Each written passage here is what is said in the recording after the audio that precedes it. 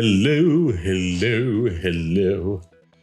I must apologize. Unfortunately, my computer did really struggle with the last edit for the Falcon and the Winter Soldier. So, unfortunately, I'm gonna have to keep these simple and switch over to like, what's it? Just a simpler format where I'm just talking about it after watching it. I really wish I could include a few of the live reactions because I do think I have a few funny ones from time to time. I would like to capture them, but like, I even forget the recording process makes it a lot easier on me. I messed up some of the copying and pasting of the audio work I was doing, which meant I had to fix it, which was the main headache. But like actually putting it into place and cutting it up was fairly easy and streamlined. But like, computer crashed out like 4 hours in at 98% rendering it, and then had to do it all over again. It's like it just can't handle these things. So I got to keep it simple and, more importantly, short as I can, which is a problem because I do love a good ramble. Hence why I started doing these. Like if you're in it just for the fame, like it's gonna be hard on YouTube. But if you're doing it because you just love to ramble, you just love to think critically about nonsense, and you just love to daydream, like just record that and put it up. Somebody will like it. Anywho, on that note, time to give my brief impressions. As you can see, wrote down notes looking at myself on the playback. That's going to be great. Wrote down notes because like I won't have the... Well, I mean, just because like easier to refer to without having like watched and jumped straight in. Yeah, and probably should have been doing that in the first place. That would have actually helped a lot. I only did because like, oh, I'm not going to be having the footage to go back over, and you know, and like I probably should have been doing it anyhow. Yay! Improvement by accident. That is typical for humanity. Anywho, what's it? Oh yeah, first thing that got my mind, the previous song, that's really an American thing. That's coming from an American who has lived abroad for about more than half my life now, but like I still was born and raised in America. It's such an American thing. It's like TV shows don't trust you to remember like the key details. Like it's not the obscure stuff they remind you of. It's like the most basic things. I don't know, maybe it's like to be friendly to new viewers and easy to attain, but this is a streaming service. If they haven't seen the previous episode, they can go back and watch it and then binge watch the second. Like it don't make no sense on a streaming service. Like it's a weekly release. I think they can retain some details, or at the very least, if you think they're going to forget something, include the obscure stuff, not the blatantly easy to remember things. Like it just absurd. What's it? Oh yeah, funny one for me. For a second there, I was getting a bit dicey about that intro with the zip down the bag. I thought that was on somebody's chest at the moment, and we were like some kind of Black Widow-esque reveal. It's like, lewd intro? Lewd intro? Well, I mean, I'm not sure to say I'm grateful it wasn't or disappointed. Either way, it happened. What's it? Oh yeah, they did try and humanize the punchable face guy, U.S. agent. Yeah, a little bit in the early bits about him. But yeah, as a theme will become, it's make-believe problems, but they are like blatantly aware of systemic issues because they just cannot be at this point, because they would get so much heat for not being it by the people who watch it. It's like,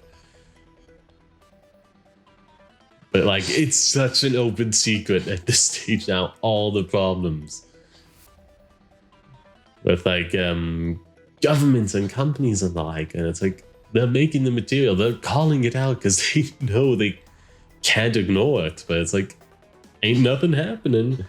And the bad guys in this is supposed to be people just want to unite the world. Star Trek Endgame. Maybe it's nothing to do with like politics whatsoever. Maybe they're just trying to compete with Peacock. You know, really just hammer down on that. Anywho, Yeah, the nerves. That lame puke joke of like, oh, someone's nervous. Have they puked yet? Hated that. I'm just going over the list now. Like, if I have a little ramble, I'll have a little ramble. Anywho, intro. Had some nice music over that. I still sorely missed it last week, but I appreciate it here. Like, I think WandaVision might have spoiled everybody on the like intros to the show, because each one of those was like maybe not the cinematic logo, but like certainly at least like the intro show title. Which also, why cinematic titles again? Come on, like, we're gonna be here every week. You can figure out a shorter thing for like the TV. Like if it's a full proper film, fine, but not for a TV show. Please, just figure something else that's shorter but gets the same effect across in like under 20 seconds. Where was I? Oh god, lens flare. Lens bloody flare. Like, do I mention? Yeah, set dressing. He's at a sport event for some reason, but also surprisingly small, given like the, I don't know, maybe it was an actual sport event, but it was just like in the part of the interview and they did it in the field at this high school for some reason. It's like, okay, but like there was so much lens flare. It actually hurt my eyes looking at the screen based on how much flare there was, and I just couldn't. I have photosensitive eyes, which means I just generally get like a headache in bright lights, and like a sudden sharp one just makes me wince a bit, and I was wincing a lot in that scene. What's next? Oh yeah, I think I kind of covered this. Like, this show is like politically relevant. It's like I said, make-believe problems, but they're blatantly aware of the systemic issues and are just applying them to these make-believe problems. So it's like, yeah, it's a superhero world and it's nonsense, and they're like big three. What's it? Androids, aliens, and wizards.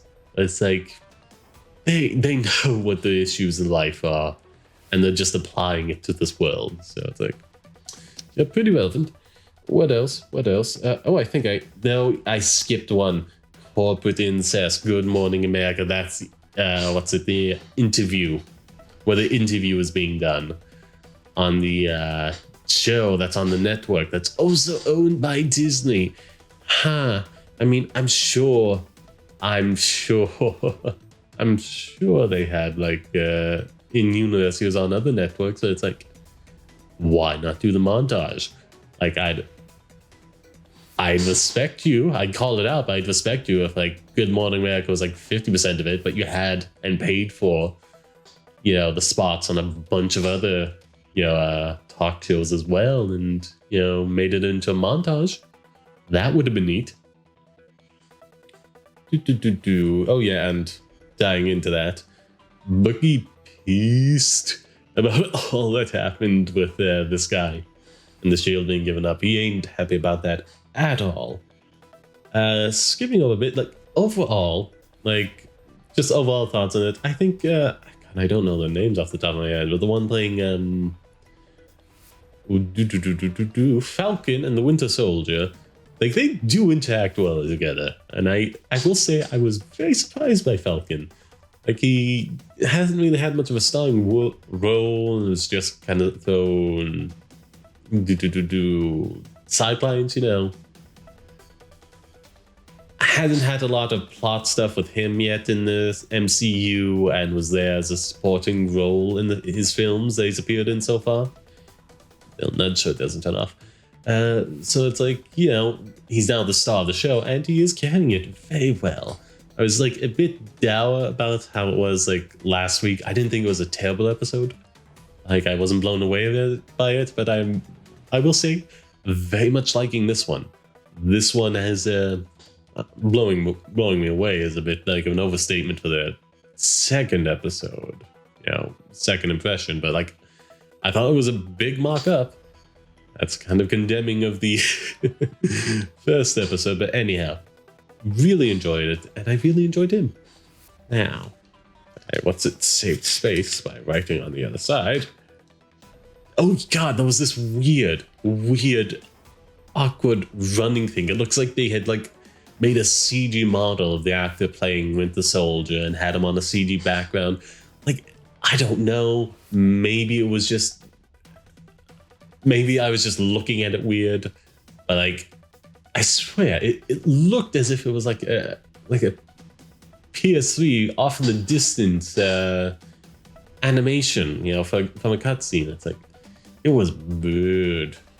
Then again, if it wasn't, egg on my face, but if it was CGI, it was weird. Oh yeah, and like relevant to Bucky being very pissed about everything that was going on, he's also very eager and thus impulsive throughout this episode, which I do like. Puts him in a different light after every other way we've seen him so far. This franchise, what's it? Action stuff happens. I don't want to spoil and also like describe, because like it's just punch here, punch there. Oh, this was impressive. This wasn't.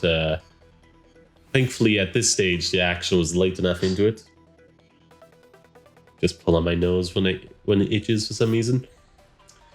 Anywho, late enough into it that it sorted out the streaming issues. Had a few hiccups early on, but nothing too important then. And the action, the visual feast was intact. So, what was the phrase? Kaloo-Kalay? It's Fraptious Day. Dang it, I normally say that ironically so often. Like the one time I do it recorded, it's like, brain fart. Now, where was I? Oh yes, after the action, U.S. agent really steps over the boundaries using Red Ring to spy on Falcon and Winter Soldier. Real invasion of privacy, and also hence, hinting back to like real problems we're all facing right now, Like, I'm deliberately trying to be a YouTuber and I have a cam and mic system set up, and it's like, people are going in a lot of ways these days. And it's like, who can easily get access to that information and violate our privacy? I'm saying it like it's a joke, but in fact, it's something very bad and very worrisome. Where was I? Oh, no. I can't remember what exactly it was. Oh, yes, I remember. Just after the scene and setup of the flag smashers and how they're operating,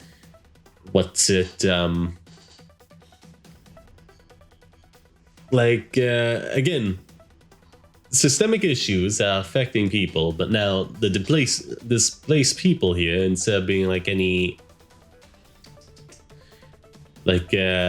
ethnic minority or the like, well, I suppose the ones that have been betraying so far, oof. That's actually kind of bad. Anywho, I mean, not bad, just... is it diversity or is it stereotyping? Comment below if you think all the flag smashers having thick accent is like diversity or stereotypes. Anywho, basically they're just like commenting on the falls of the world, corrupt people being put back in charge after they returned from the blip, and basically kind of just wanting to go back. And it's kind of hinting at like, oh, now there's just not enough space. And it's like, no, we have enough space, we have enough resources, we just have like supply lines getting in the way of those resources getting to people. Like they actually hire security guards to monitor like the bins, I can't remember, the dumpsters outside of supermarkets in populated areas, so people don't come to steal the perishable goods before they spoil and rot. It's like that stuff, that kind of stuff, and like an excessive amount of middlemen really driving up the prices on a lot of things. Like is what causes like supply shortages for things like food and like. I mean, just on like supply chain, there's also like economic issues as well. The economy, funding of social safety nets and the like, now and incentive programs to modernize things. It's a whole thing, but it's not just because we have too many people. We can manage how many people we have. We can manage more. It's just about how we manage our resources and how we get them to people and the roadblocks in the way of that, not just number of people. It's like kind of like Thanos was right to eugenics. Well, not eugenics, but like, I don't know the exact word, but it's like uncomfortable to be revisiting in that light. Which is why I've gotten into this whole tangent and like specifically wrote that down with a question mark. They did call out like a lot of superheroes just having like black in the name when the black, like the Falcon, and it's just reaction of a kid, and it's like the kid wouldn't really know any better, and then like he calls him out on it. It's like, haha, I got him, and it's like, it's a kid, dude. Like, don't be so ecstatic about it. It's weird and it's making you look bad. Just like all you had to do was do the call out thing and then keep walking. You didn't have to like try and high five the other kid and say, haha, got him. Now that was repeating myself. Moving on. Oh, there was a nice little scene. I didn't write a lot about Down. I know I've skipped between the two now, and it's like, it's interesting. I won't say a lot about it right now because like spoilers, and like I don't really have to specifically address it. Like stuff will come up about that, I think, in the next episode and later episodes where I will have to talk about it. But right now, I'm just going to leave it be because it's not like so crucial I have to go into every detail. It's neat, and I will hopefully give it if it becomes super relevant in like the next episode or whenever it does. But like for now, like I said and repeated myself, mum's the word. But stuff happened I liked, got me more invested in the show, and then the arguing about like information discovered. And then it's like Comp pulls up and like asks Sam, I think the character's name was, do we have a problem here? Like they want to say son, you know, that kind of, do we have a problem here, black man? Asking for ID, but not the white guy. And yeah, like that's, again, just good social commentary, and it's, and then, well, there wasn't actually much there. It just transitions naturally because like Bucky misses therapy, which is court mandated, so he has a warrant out for his arrest. Escalates quickly after the first time, but then again, special circumstances, which just means Bucky gets screwed. Anywho, he goes off to jail. Where were we? Oh, yes. Yes. Oh, God. And yeah, there was a... Before I move on, Bucky says, do you know who this guy is before he gets arrested? And it's like, oh, my God. If I'd known, I wouldn't have done it. If I'd known you were a famous person, I wouldn't have been racist because you're famous. Like, that is just... so on the nose right now. Not on nose. What's the other phrase? On the pulse of things. Pulse? Yeah, failing to pronounce things. Anywho, oh my really shiny day. I did a face masking. Oh, I forgot to call out. Cancer events in the world. Haven't got my hair in over here. I really needed to start tying it up. So, yay. Anyhow, the next thing I just wrote down was therapy, smiley face. Bucky's therapist, US agent, just comes along, gets him out of jail, and is like, do whatever you gotta do. I want him rolling with me, like 30 minutes or less. And they just have a quick impromptu therapy session where it's going to reveal like Bucky has been projecting a lot of his frustrations onto Sam because he feels like if Steve was wrong about Sam, he might have been wrong about Bucky as well, and that's kind of what he's been holding on to try and like rebuild his life and move forward. So if that turns out to be false, it's like he's gonna spiral, which is why he's been like so aggressive towards Sam. Giving up the shield. What's it? Like yada yada yada. What's the US agent is like, join me and we can be more effective. And they're like, yeah, we have more freedoms on our own. And it's like, don't cross me. US agent angry because of what you said. He will remember that. Yeah.